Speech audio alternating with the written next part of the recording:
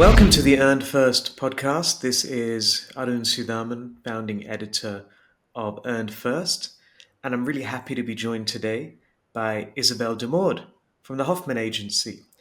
Isabelle, welcome to the podcast. Thank you very much, Arun. It's great to be here. So we are going to talk about your session at PRAXIS Asia-Pacific earlier this week. So it took place 3 days ago, although by the time people hear this, it may well have been around a week. Yeah. Um, but it was a fascinating discussion, like many of the sessions at Praxis. You were focusing specifically on credibility as PR's new superpower. Um, and you had a very interesting panel, I thought, as well. You had Elisa Chopard from LinkedIn, head of communications for Asia and Japan. You had Stephanie Yu, Asia Pacific communications leader at Lenovo. And you had Puneet Singh, who's the head of communications for Asia Pacific at ByteDance.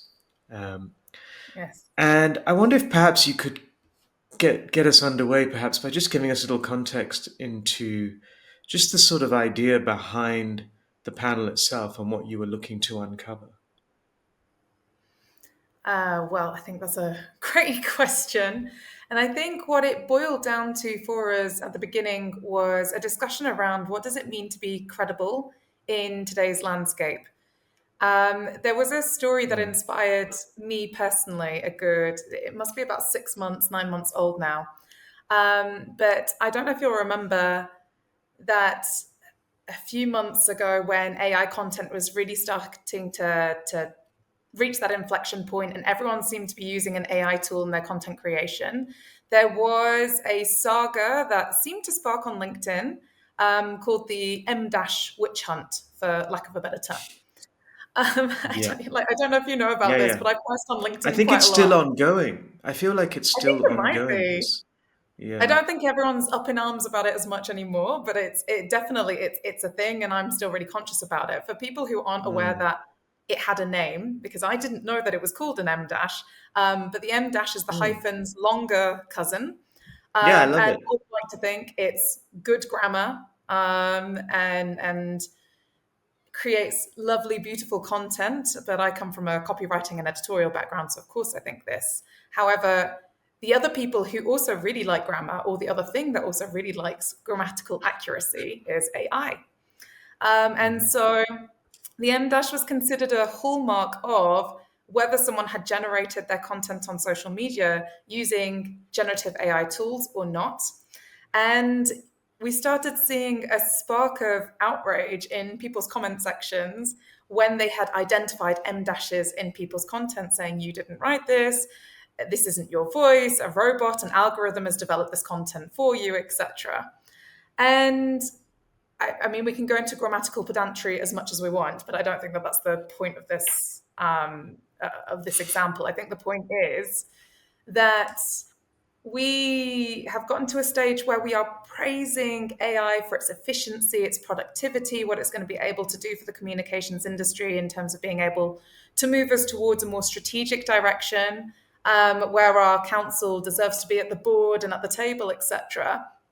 But communications very often boils down to what people are reading and absorbing about our opinions and our convictions. And if people can't believe that you wrote something or that you actually stand Mm. behind a conviction, then suddenly it's not the information that's being brought into question, it's the authorship. And Mm. whether they can believe in you as an individual when you're leaning on AI tools to write those opinions for you. So I think the exploration that we had during the panel was, is this where we've come to as a society now where leaning on an AI tool is going to completely erode trust? Or is there a way to Mm. balance the fact that the landscape is changing and it's changing very, very quickly, but still hold on to the core of what PR is all about, which is creating trust, creating reputation, and creating influence. So Mm. that was really the exploration that we were trying to undertake. It's a really interesting question. How did your panel respond to that? First of all, did you find any particular dissent, perhaps, around this idea that credibility is in question um, because people are concerned about authorship, they are concerned about AI slop, perhaps they're concerned about M dashes. What were the responses like? I think the general consensus was people agreed that they had that this was coming into question, that people's credibility was being shaken by the fact that AI is in the mix. Without naming names, one of the panelists identified a very large consulting firm recently who had to refund a very large portion of a project Yeah. that I think they did for a government agency, if memory serves. And the refund came about because it became very, very apparent that they had developed this huge report on the back of AI. And it's completely shaken the faith in the brand. And I thought that that was very interesting that we're getting actually very Mhm. large conversations starting to circle around this, that people are really scrutinizing, did you do this, yes or no? So I think the panel was Mhm. on board in terms of, yes, um, this is definitely an issue. This is definitely a question that's coming up at a much larger frequency these days. But I think that the line that really spoke to me, and I think that captures the general sentiment that I think not only the panel shared, but it felt like the general room shared, was that the basis of what makes us credible has not changed. Because in order to Mm. be credible, you need to have a stance, you need to have conviction, you need people to trust what it is that you're saying. AI is a tool. And if you Mm. misuse the tool and people start scrutinizing you, well, so be it, but it's a tool. It shouldn't be what is forming the basis of what makes you credible, yes or no. And I thought Mm. that that was a really good place to kind of springboard from in terms of the rest of the Mm. conversation. You also asked, as I recall, the panelists whether earned is making a comeback. Uh, Yes. there's at least two ways of looking at that particular question, I suppose. The first, of course, is that um, if credibility becomes more important, then presumably, that goes hand in hand with earning it, because it's hard to buy credibility and it's hard to pay for it. It's something I think that has to be earned in a way. And of course, in terms of classic public relations, it's something you rely on, whether it's kind of advocacy at scale or whether it's through third party endorsement.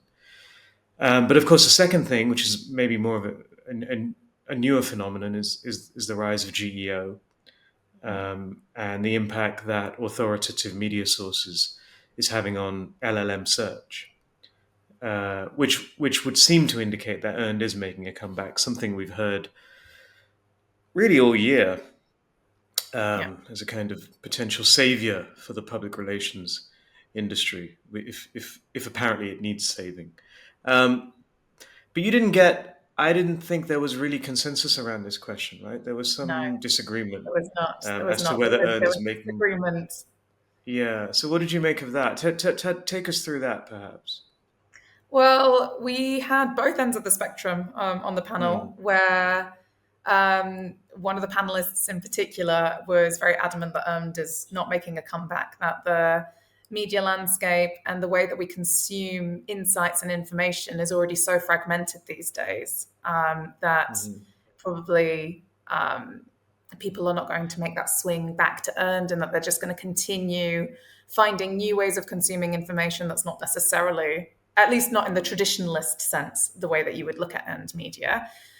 I would still argue, because this particular panelist, she was speaking about the importance of community value and Mm. community voices, and That is I earned. would argue that that is a form of earned, I know. just I was not in the in the crowd thinking traditional that. PR sense. Yeah. Yeah, so I believe that that is a form of earned, Mm. personally, because you Hmm. don't shape community voices and community interpretations without having really merited that space in their minds. So Mm. I believe that that does fit into that remit. But if we put that to one side, I think one of the other panelists thought that actually we might be getting to that inflection point where earned hasn't made its dramatic come back to victory as of yet, but that it's probably on the horizon, because the more Mm, that people, again, kind of going back to what I was saying earlier, the more that people do start to question authorship and whether something is true judgment, truly intentional, and represents what someone thinks. If it's on an owned platform, if it's something that you pushed out into the world, whether there's no way of really fact checking it or mm, verifying just how much or true. how little it really truly represents you. And I would Mm, even say, even because I know there are things like AI detection tools now, and even that I would say is not mhm, representative of whether it's someone's opinion or not, because mm, you if I speak, so if I give a personal anecdote, I post a lot on LinkedIn, and I am very open about the fact that I use ChatGPT as basically my LinkedIn editor. And so I mhm, suspect that if you put my posts through an AI detection tool, it would come up as relatively high. But that also wouldn't surprise me, because the way that I work with ChatGPT is I speak into it all my stories, my mm, observations, my anecdotes, my half-formed thoughts, the calls to action that I think I want people to take away from this. And basically, mm, because I tend to be very flowery with my words, I say, okay, take all of this and turn it into something that is structured and legible for a LinkedIn community. mm, Because it's not going to be, you can't capture every single word that I would normally put in a sentence otherwise. I need someone to rein me in. And so I use ChatGPT to do that. mhm, I would I would 100% stand behind every single post that I have ever written. That mm, is every opinion that I've had, every stance that I've got, every conviction that I've got, that is 100% me. But if you're mm, just looking at it from a tool perspective, you wouldn't necessarily think that. So that was a mm, very long tangent, but coming back to the other panelist who thought that earned is at the inflection point, essentially the point that he was trying to make was, when we don't know what to trust anymore, earned media, we know there's been some rigor that's gone behind being able to secure that spot. And mm, so if you have managed to get that all glorious opportunity in whatever publication or new media outlet that there may be out there, if you've managed to do that and you've done so in an earned way, then you've earned your stripes. And people mhm. should be able to lean into that as at least one credible, trustworthy source in a world that is otherwise inundated with stuff that you don't know where you sit. Yeah. It's interesting as well because there's so much nuance to um, this whole conversation. Because yes, you could say that earned becomes more important thanks to the influence of LLMs, thanks to the influence of more authoritative media, but it will look different in different markets, in Sure. different contexts, potentially in different sectors as well. And it's not going to be, I think, a simple approach necessarily. In fact, it may well be more complicated. From a kind of geographic perspective, do you think that there are questions around how that nuance is going to play out to help brands land credibly in different markets? I mean, I presumably that's something you see every day in Asia anyway. Yeah, every single day. So something, I don't know whether you know this about me, Arun, because I know we've known each other for a long time now, but I'm currently studying a, for all intents and purposes, a master's in cultural intelligence, which is exactly, it's this topic. And it's looking Cool. at how you, thank you, it's how you bridge perspectives and divides from people who come from significantly different backgrounds. Mm, So it's not necessarily, I think culture sometimes is a misnomer, because we think, when we say culture, we immediately think to national identities or ethnic identities. But you hmm. can have a lot of different things that shape culture. It could be Tribes. your generation, it could be Hmm. your organizational culture, it could be religious Yeah. beliefs. It could even be things like your sexuality, and what Yeah. different types of communities that you belong to. Hmm. And every single one of these things adds a layer to someone's identity that you have to bridge. I think nations and the unwritten societal rules that we have are one of the big ones to bridge. But Mm. really, when you are trying to connect with anyone and trying to share a message, then you are having to read the room and read the cues that they're giving you, and Mm. adapt your message accordingly. Um, but if I boil it down to something that is a bit more simplistic, I remember working with a client, and their organization was headquartered in the US, was having some difficulties in one of the local markets here in Asia Pacific. And there was a lot Mm. of talk that they were going to have to shut down operations in this particular market. And that Mm. came with a lot of anger from local users. Now, the local agency on ground was essentially urging this company, if you want to make amends with your user base and you want to have them on side, then you need to go out there and you need to create an apology. You need to have an apology. And the US firm was saying, well, we can't apologize because otherwise we're liable. The legal team's going to come in, etc. And we haven't done anything Mm. wrong.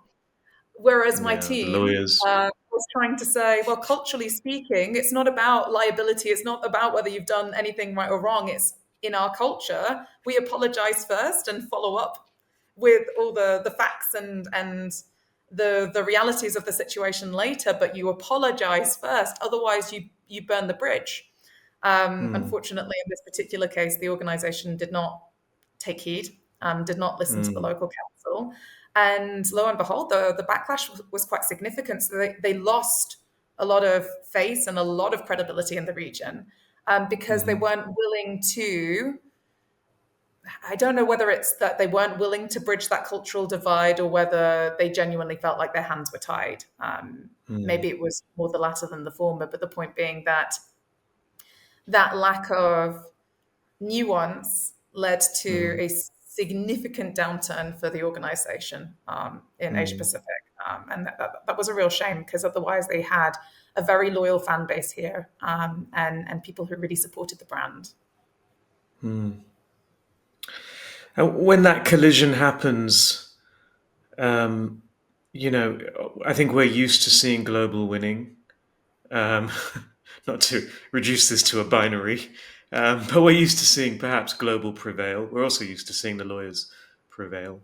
But if presumably if corporates and brands do want to be credible in the markets and communities that they serve, um, they need to become more culturally intelligent. Do you see evidence that that's happening? Was there anything on the panel that perhaps encouraged you in that belief? I wonder if what I'm about to say is politically correct. I We would won't know say, until you say it. there you go. I would say, so what I've been living in Asia Pacific now, in total, I've been living in Asia almost 10 years. And Mm. I am married into an Asian household. And I would say that I don't think I truly understood what it meant to be culturally intelligent until I was more exposed to this side of the world. And it Mm. seems to be like breathing in Asia, that you would take Mhm. a moment to consider what is the perspective of someone who comes from a different background to myself. I'm not necessarily saying that, therefore, Asia gets it right all the time, not at all. But I No. do think that Mhm. there is that pause and that moment of consideration of, do I need to be approaching this differently? Mhm. And I didn't necessarily see that as much when I was based back in the UK. I Mm. don't think this was anything malicious or intentional, not by no means. But I don't think that curiosity necessarily is abundant in every interaction that I was in. Mm. So when you say, do I see change on the horizon? I would say that Asia Pacific, in my view, has always been pretty strong in this area. There's room for improvement, Mm. there's room for growth. And I especially think as we see Asian economies increasingly growing and becoming the leading global economies. I think someone mentioned it during the event at some point that we're looking at in the next, was it 5 to 10 years, something like that, like seven of Asia's economies being in the top 10 global economies Yeah, worldwide. I think. I'm sure someone said four of the top five. Maybe don't And four of the quote top me on five, yeah, that. you're absolutely right. But I think they expanded it to seven of the top 10. I mean, Mm, it's here. So the more that we see Asian organizations going out of Asia and looking at their global trajectory, the more that we may start to see the reverse effect of having to really bridge a culture that is very, very significantly different to yours. But mm, I would say that the particularly the geopolitical landscape that we're in right now does not lend itself very well to a very mhm. culturally intelligent world. No. Because everything is so polarized right now, because everything Yeah. is gravitating towards nationalism and protecting your own, which is understandable because there are lots and lots of things that are happening that are beyond people's control. At the Mm, same time, I would say that maybe I'm speaking selfishly here, but cultural intelligence for me is one of the most important skill sets that anyone could be acquiring right now from a communication standpoint, because no matter what we do, no matter how much we resist globalization, the supply chain is already there. Like mm, our supply chains are so diversified, we are so interconnected as a society, as humanity, that we cannot possibly escape the need to interact with people who are very different to us.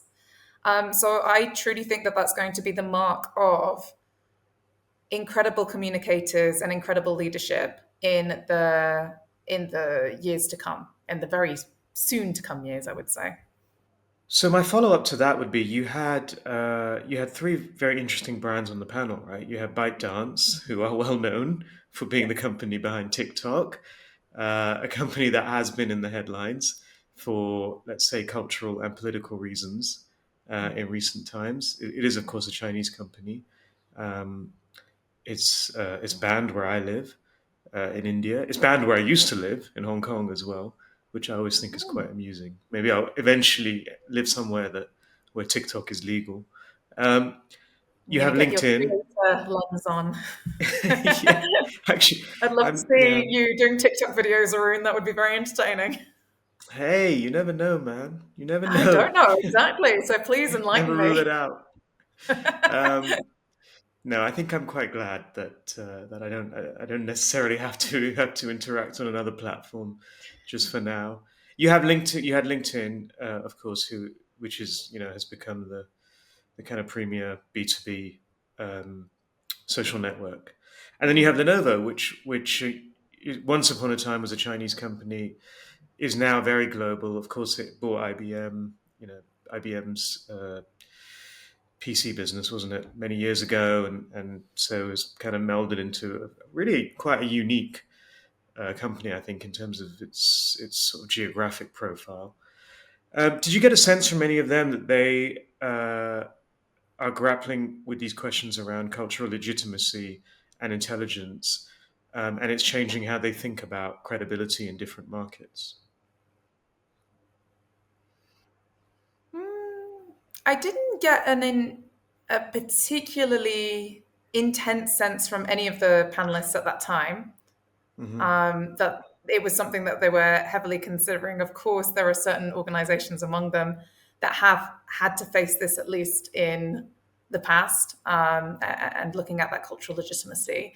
What I would say that the panelists brought to the table was this sense of, I guess, because all of them have been in the region for a very long time and understand the region very well, Mm. that they were very quick to the mark in terms of you cannot possibly treat Asia Pacific as one region. You can't.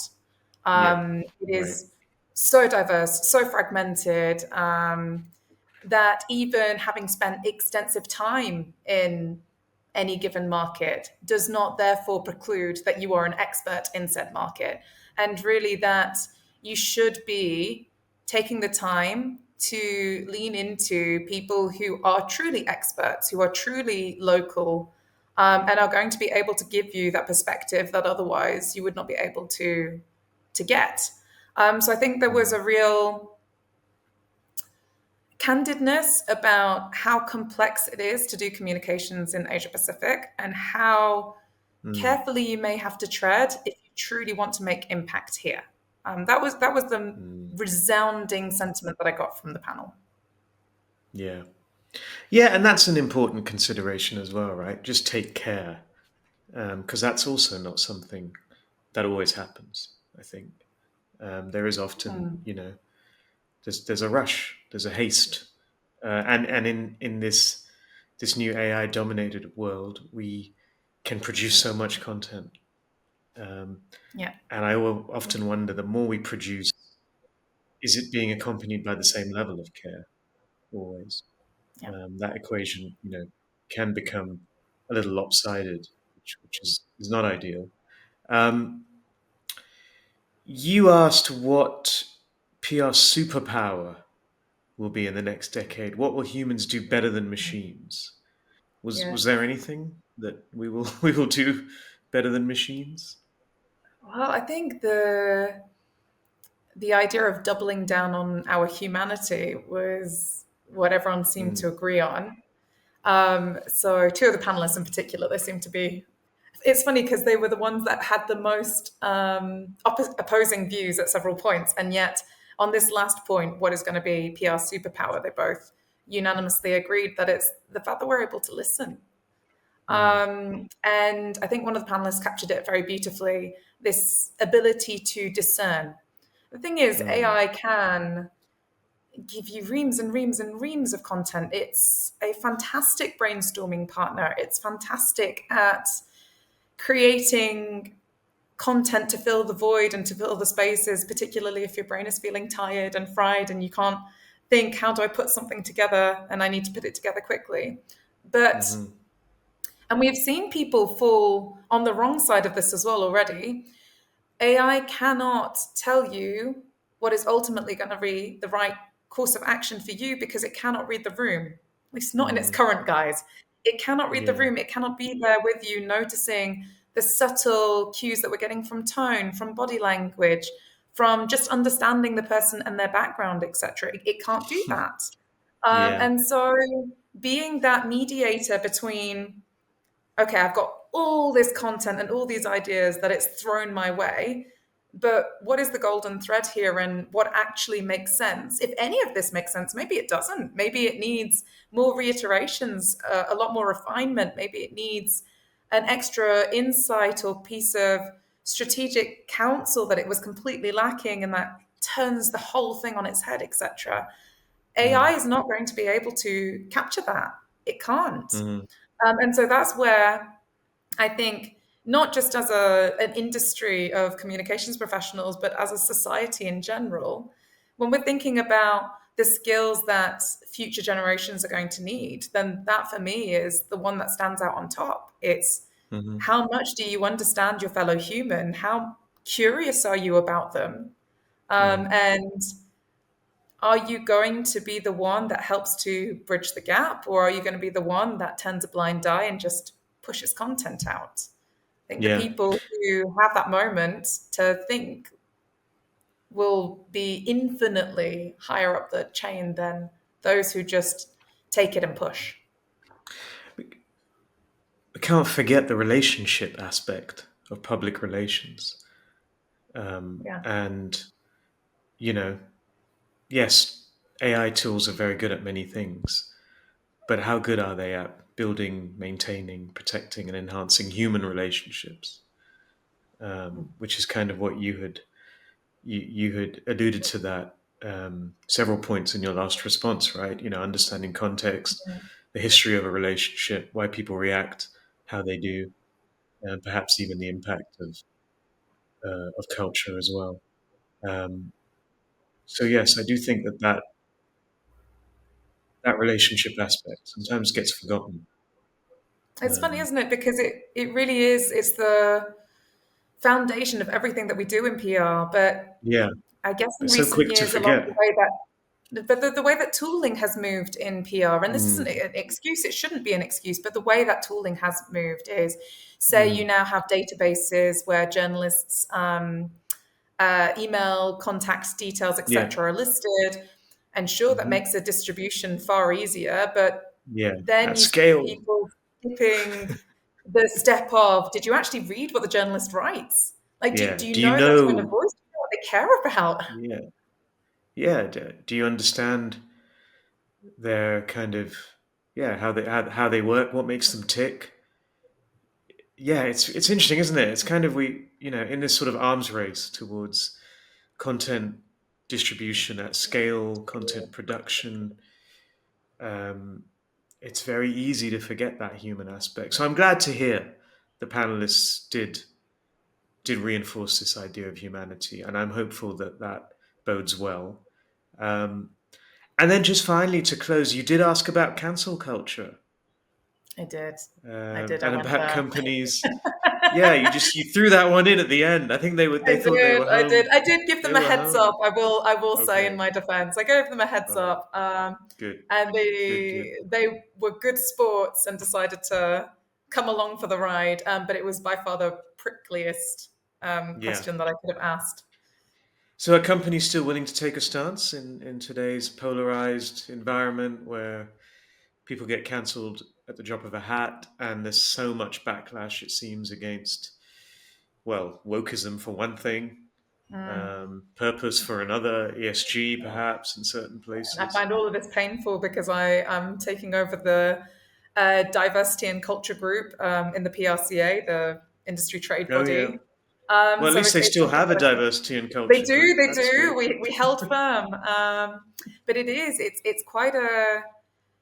it's quite a scary landscape out there at the moment in terms of just holding true to things that you think are important values, Mm, because all of these values suddenly have become political topics where you either stand on one side of the argument or you stand on the other side of the argument, and apparently there's nothing in the middle. mm, Um, and I personally disagree with that, but I do think the panelists were very real, if I would have said slightly pessimistic in terms of how yeah. corporates can respond in this environment, which is, if you choose to take a stance as a corporate, Hmm. you have to accept the fact that you are going to bear some sort of repercussion. Mm, And so the question that you need to be asking yourself is the repercussion worth it? hmm. I personally, if I add my own opinion in though, while I entirely agree with what they're saying, and I do see a lot of corporates now trying to dilute their stances to make it more palatable, I don't necessarily think that that means you therefore have no opinion or no conviction. Mm, I think this boils back down to, it's not necessarily about the conviction that you have so much as how you say it. And that is mm, ultimately the, the hallmark of a good communicator and a good, well, yeah, just a good spokesperson, is if they're able to navigate that fine line between, I have a belief, but I'm also thinking about how the audience is going to receive that belief. And yeah. how can I influence them to at least be open minded and hear me out? Not Mm, necessarily to change their minds, but to make it something that is acceptable to them, that they can digest, that they can walk away and at least feel like they had a thought that was provoked. yeah. Um, I think that that is the ultimate challenge as we move into the coming years in PR. How can you make sure that you still stand for something and that you don't all sound the same? Because if AI is good at one thing, it's great at replicating structures and vocabulary. And so, what you tend to find with AI generated content is that it all starts to merge and blend Hmm. after a certain period of time. And you can start to sense whether something is really grounding this piece of content or whether it's a bit of fluff to get you through tough times. Mm, So the way that I look at it is, corporates don't need to be either 100% or nothing. I hmm. would say if you're able to find the status quo and deviate from the status quo, even call it 10 degrees, 15 Hmm. degrees, that would be enough to show that you stand out from the crowd and to show that you have something in you that you want to share, but without Hmm. completely alienating an entire audience. I would Yeah. say one final thing that I think of here is a conversation that I had with Lou Hoffman last time he was in town in Asia Pacific. And this is a belief he's held for a long time, but I truly buy into this as well. it is better that 70% of the world loves you and 30% of the world hates you than 90% of the world thinks that you are fine, inoffensive. Hmm. Because if you are inoffensive, it also means that you are meaningless. Like Hmm. people don't mind whether you come or you go. And Yeah. if we're trying to work with organizations who are looking to build their brand and build their influence among whatever stakeholders they find important to them, you don't want to just be one of many. You want to be the Hmm. one that stands out, and the one that is appealing to them. Um, there's one final, I can think of a quote by a lady that I really like. Her name's Juliana Chan, and she is a Hmm. very, very on LinkedIn in Singapore. But she Yes. also likes to use the magnet theory of you have to attract, if you're going to attract, then you have to repel. So I think it's a similar concept. Yeah. Exactly. Either you stand for something or you fall for nothing, I think. Yes, Um, exactly. but it's interesting what you said about the moving 10 degrees, 15 degrees. My immediate response was, that's just not going to be far enough for lots of people, and that and that then that creates another problem. Um, Perhaps. in But I terms think of it's better people. than what people are doing, or what I see a lot of people doing right now, which Mm, is to just stay at zero, because zero yeah, is safe. yeah, true, Zero means that you're not going to have anyone coming with their cancel pitchforks and saying you did it wrong, because true. what have they got to hold against you?